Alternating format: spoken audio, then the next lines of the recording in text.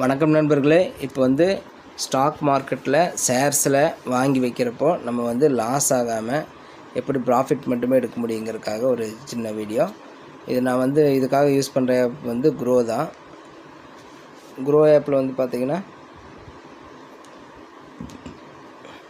இப்போ நம்ம already KYC எல்லாம் பண்ணி பேங்க் அக்கௌண்ட் டீட்டெயில்ஸ் எல்லாமே லிங்க் பண்ணியாச்சுங்க. லிங்க் பண்ணி நம்மளுக்கு ஒரு டிமார்ட் அக்கௌண்ட் வந்து கொடுத்துருவாங்க. இதுதான் டிமார்ட் அக்கௌண்ட் நம்பரு. இதில் வந்து நம்ம ஆட் பண்ணி கொடுத்தோம்னா, இப்போ வந்து புதுசாக நீங்கள் உள்ளே வரீங்கன்னா ஆட் பண்ணி கொடுக்கணும். எல்லாம் முடிச்சுட்டு ஆட் பண்ணி கொடுத்தீங்கன்னா ரொம்ப சிம்பிள். ஒரு 100 ரூபா மினிமம் 100 ரூபாலேருந்து ஆட் பண்ணலாம். சரிங்களா? ஆட் பண்ணி கொடுத்துட்டோம்னா பாஸ்வேர்ட் போடுறது. பாஸ்வேர்ட் போட்டோம்னா பேமெண்ட் வந்து சக்ஸஸ் ஆயிடுச்சு. அவ்வளோதாங்க. ரொம்ப சிம்பிள் மணி ஆட் பண்ணுறது. இப்போ வந்து பார்த்திங்கன்னா மறுபடியும் பேலன்ஸ் இங்கே செக் பண்ணால் 100 ரூபா ஆட் ஆகிடுச்சு. சரிங்களா? இவ்வளோ தான். நம்ம ஆல்ரெடி எல்லாம் பேங்க் லிங்க் பண்ணாலும் எல்லாமே ஈஸியாக இருக்கும். இப்போ வந்து நம்ம வாட்சிங் லிஸ்ட்டில் வந்துட்டு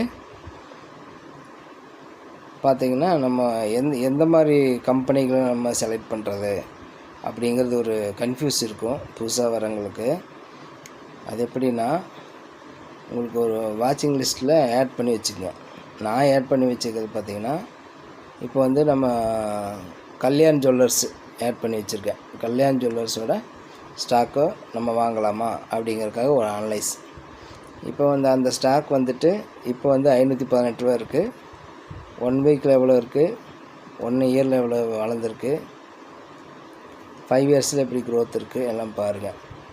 அதாவது 86 ரூபா அந்த மாதிரி வந்தது.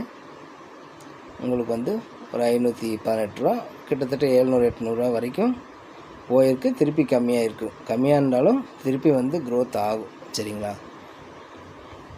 தொடர்ந்து டவுன்ஃபால் தான் இருக்கக்கூடாது. அப் அண்ட் டவுன் வந்து எல்லா ஷேர்லேயும் கம்பெனிலையும் நடக்கும்.